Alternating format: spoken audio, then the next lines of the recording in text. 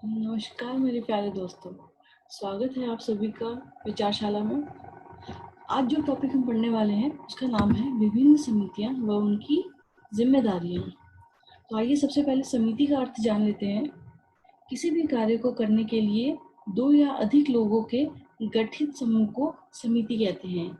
यानी कि जब किसी भी एक लक्ष्य की प्राप्ति के लिए दो या दो से अधिक लोग एक साथ होकर के काम करते हैं तो उसे समिति कहते हैं।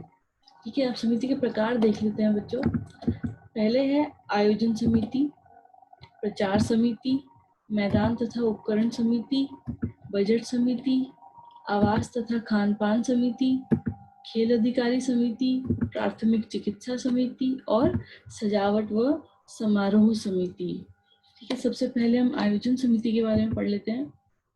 आयोजन समिति, यह समिति किसी भी प्रतियोगिता के आयोजन तथा संचालन से संबंधित सभी गतिविधियों के लिए मुख्य रूप से जिम्मेदार होती है और विभिन्न समितियों के अध्यक्ष इसके सदस्य होते हैं। यानी कि बच्चों, जो और भी हम अभी जितनी समितियां पढ़ेंगे उन सभी समितियों के जो अध्यक्ष होंगे वो सभी इसके सदस्य होंगे, यानी कि आयोजन समिति के सदस्य होंगे। तो आगे देखते हैं प्रतियोगिता से पूर्व इसकी जिम्मेदारियां। तो प्रतियोगिता से पूर्व ही सभी समितियों के अध्यक्षों के साथ बैठक करके उनकी जरूरतों को पूरा करना और सबके बीच तालमेल स्थापित करने जैसे मुख्य कार्य होते हैं। यानी कि ये सब चीजें पूर्व ही प्रतियोगिता से पूर्व किया जाता है। और अब है प्रतियोगिता के दौरान जिम्मेदारियां। इस दौरान समिति का मुख्य कार्य ये होता है कि सभी समितियों का कार्य ठीक प्रकार से हो रहा है या नहीं ये देखना। यदि किसी की भी कार्य में कोई कमी रह जाती है तो उसे पूरी करना भी इसी की जिम्मेदारी होती है, इसी समिति की। फिर प्रतियोगिता के बाद की जिम्मेदारियां। तो बच्चों, प्रतियोगिता समाप्त होने के बाद सभी समितियों से रिपोर्ट और रिकॉर्ड लेकर विचार विमर्श करना और फिर उस रिकॉर्ड और रिपोर्ट को प्रशासनिक निर्देशक को सौंपना इसी समिति का कार्य होता है। ठीक है, आगे बढ़ते हैं। प्रचार समिति, इस समिति का मुख्य कार्य खेल प्रतियोगिता के संदर्भ में सूचना प्रसारित करना होता है बच्चों। यानी कि कोई भी खेल कार्यक्रम होने वाला है तो उससे संदर्भ में उसका डेट, उसका टाइमिंग और जितनी भी सारी चीजें कब होंगी, कहाँ होंगी, वेन्यू क्या क्या होंगे, उस सब चीजों इन सब चीजों के बारे में सूचना प्रसारित करना ही इसका मुख्य कार्य होता है। और प्रतियोगिता से पूर्व ये समिति मीडिया के विभिन्न माध्यमों जैसे पोस्टर, टेलीविजन, इंटरनेट, समाचार पत्र आदि द्वारा प्रचार करती है। और प्रतियोगिता के दौरान यह समिति खेल से संबंधित जानकारियां समय समय पर प्रसारित करती रहती है जिससे सभी को ताजा जानकारी मिलती रहे। प्रतियोगिता के बाद की जिम्मेदारी, खेल समापन के बाद की जानकारी प्रसारित करना, मीडिया में रिपोर्ट भेजना और प्रचार प्रसार में हुए खर्चे का विवरण आयोजन समिति को देना इसकी प्रतियोगिता के बाद की जिम्मेदारियां होती हैं। आगे बढ़ते हैं। अगली समिति है हमारी बेटा बजट समिति। किसी भी कार्यक्रम के आयोजन में यह समिति बहुत ही अहम भूमिका निभाती है। वित्तीय संबंधी सारा ब्यौरा इन्हीं के पास होता है। बजट समिति यानी कि कहाँ पर कितना पैसा इस्तेमाल किया जाएगा और कहाँ कहाँ पर कितना कितना रुपया हम खर्च कर सकते हैं या किया जाना चाहिए, ये सभी कुछ जो है ये बजट समिति ही तय करती है। तो आइए हम देखते हैं इसमें आगे। इसकी प्रतियोगिता से पूर्व की जो जिम्मेदारियां हैं वो है, यह समिति पहले ही प्रतियोगिता में होने वाले खर्चे का अनुमान लगाकर लेखा जोखा तैयार कर लेती है। यानी कि बजट समिति जो है प्रतियोगिता से पहले ही, उससे पहले ही एक एक अपना लेखा जोखा तैयार करके एक बजट तैयार कर लेते हैं कि इतना रुपया, इतना फंड, इतना खर्चा होने वाला है और ये खर्चा कौन कौन सी समितियां करेंगी या फिर किस किस प्रकार से ये खर्चा होगा। तो एक बजट तैयार कर लेते हैं। फिर प्रतियोगिता के दौरान ये समिति ध्यान रखती है कि सारा खर्चा उस बजट के अनुसार ही चल रहा है ना, जो पहले बजट तय किया गया होगा। और प्रतियोगिता के बाद प्रतियोगिता में आए कुल व्यय का पूरा लेखा जोखा तैयार करके आयोजन समिति के समक्ष रखती है। फिर आगे आ जाता है हमारा आवास तथा खान पान समिति। बहुत इंपॉर्टेंट समिति होती है बच्चे, कमेटी होती है। खिलाड़ियों और अधिकारियों के रहने और खाने पीने से लेकर संबंधित सारी व्यवस्था यही समिति करती है। प्रतियोगिता से पूर्व यह समिति पहले ही सुनिश्चित करती है कि खिलाड़ियों को कहाँ ठहरना है, खाने की व्यवस्था कहाँ करनी है, महिला व पुरुषों की अलग व्यवस्था किस प्रकार से करनी है, और सभी की सुरक्षा की जिम्मेदारी भी इसी समिति की होती है। और प्रतियोगिता के दौरान सभी अधिकारियों और खिलाड़ियों के भोजन की जिम्मेदारी होती है। साथ ही आवास में कोई परेशानी तो नहीं है, ये सब भी इसी समिति की के कार्य होते हैं। आगे है प्रतियोगिता के बाद की जिम्मेदारियां।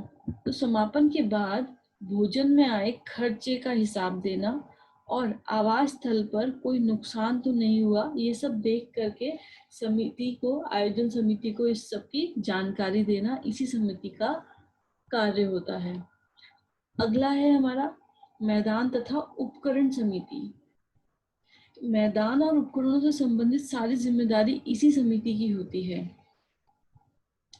प्रतियोगिता से पूर्व यह समिति खेल मैदान की मार्किंग करवाती है।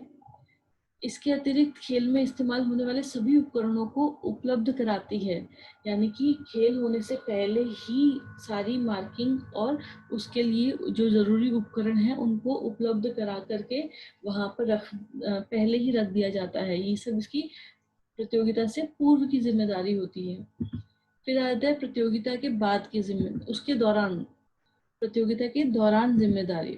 तो खेल के समय यह समिति ध्यान रखती है कि मैदान में कोई परेशानी तो नहीं हो रही, साथ ही यदि कोई उपकरण की आवश्यकता हो तो उसका प्रबंध भी यही समिति करवाती है।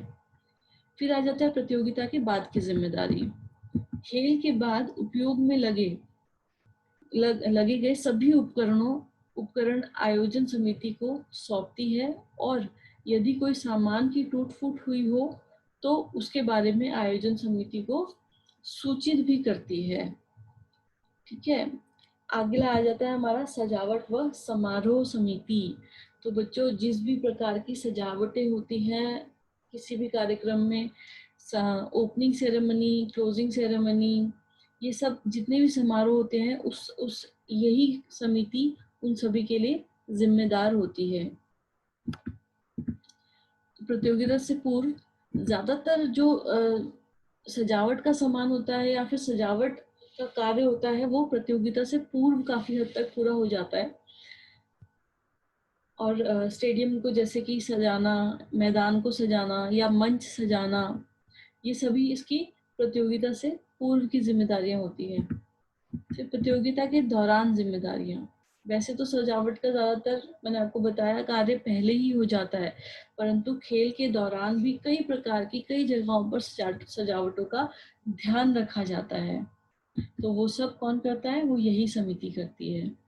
फिर प्रतियोगिता के बाद प्रतियोगिता के समापन समारोह की पूरी जिम्मेदारी इसी समिति की होती है। बच्चों, आपने बहुत अच्छे से देखा भी होगा ओलंपिक गेम्स के में भी उसका समापन समारोह कितने अच्छे तरीके से किया जाता है ना। तो जो भी जितने भी समारोह होते हैं वो समारोह समिति ही तय करती है, और समारोह समिति ही उसकी जिम्मेदार भी होती है। अगली आ जाती है हमारी प्राथमिक चिकित्सा समिति। जो खेल प्रतियोगिता में चोट लगने का डर हमेशा बना रहता है, प्राथमिक चिकित्सा समिति इसी संदर्भ में कार्य करती है। तो प्रतियोगिता से पूर्व जो भी जितना भी सामान की जरूरत होती है, जैसे क्योंकि चोट लगने पे कुछ दवाइयों की आवश्यकता होती है, या जो भी बैंडेज और पेन किलर्स, स्प्रे, ऑइंटमेंट, इन सब चीजों की जिन जिन चीजों की आवश्यकता होती है, इन सब चीजों को पहले से ही ये समिति ला करके और इनकी उपलब्ध करवा करके रख लेते हैं, तैयार करके रखते हैं। और प्रतियोगिता के समय बहुत खिलाड़ियों को चोट लग जाती है। ऐसे समय में इस समिति की जिम्मेदारी होती है कि घायल खिलाड़ियों को प्राथमिक उपचार दें, और यदि किसी को गंभीर चोट लगी हो तो उसे हॉस्पिटल ले जाना भी इसी समिति का कार्य होता है। आगे आता है प्रतियोगिता के बाद। तो यह समिति प्राथमिक चिकित्सा से संबंधित खर्चे और सामान की जानकारी आयोजन समिति को प्रतियोगिता के बाद देती है। ठीक है बच्चों, अगला आ जाता है हमारा खेल अधिकारी समिति। तो इस समिति में खेल से तकनीकी रूप से जुड़े हुए सदस्य होते हैं, जैसे कि हमारे एम्पायर, रेफरीज, ये सब होते हैं ना। तो ये मैचेस कौन कराएगा, खेल कौन कराएगा संपन्न? एम्पायर कराएंगे, है ना। तो देखिए, प्रतियोगिता से पूर्व की इस समिति की जिम्मेदारी, प्रतियोगिता से पहले रेफरीज, अंपायर्स, स्कोरर्स आदि ऑफिशियल्स का चयन यही समिति करती है और उनके साथ बैठक करके अलग अलग विषयों पर उनकी सहमति भी लेती है। और प्रतियोगिता के दौरान यदि ज्यादा अधिकारियों की जरूरत पड़ जाए कभी, तो यही समिति इसकी भी व्यवस्था करती है। और यदि किसी अधिकारी को कोई समस्या होती है तो ये समिति उसका समाधान भी करती है। आगे आते हैं प्रतियोगिता के उपरांत जो अधिकारियों को नियुक्त किया गया होता है, उन्हें मानदेय तथा धन्यवाद पत्र देना भी इसी समिति की जिम्मेदारी होती है। ठीक है बच्चों, तो उम्मीद है आप सभी को ये बहुत अच्छे से समझ आया होगा और अच्छी तरीके से आपने इसको ध्यान से सुना होगा, पढ़ा होगा, और अब आप ये कभी भूलेंगे भी नहीं। ठीक है, तो बच्चों यहाँ मैंने आपके लिए कुछ प्रश्न भी लिखे हैं, बहुत ही सरल भाषा में, बहुत ही सटीक शब्दों में प्रश्न लिखे हैं। आपको बिल्कुल अच्छे से समझ में आ जाएंगे। और आपको अभी समितियाँ और उनकी जिम्मेदारियों का तो पूरे अच्छे से समझ में आ ही गया है। तो आप कोशिश कीजिए और उन प्रश्नों के उत्तर लिखिए अपने नोटबुक में, जिससे आपका ये टॉपिक और भी अच्छे तरीके से तैयार हो जाएगा और आप इसको कभी नहीं भूलेंगे।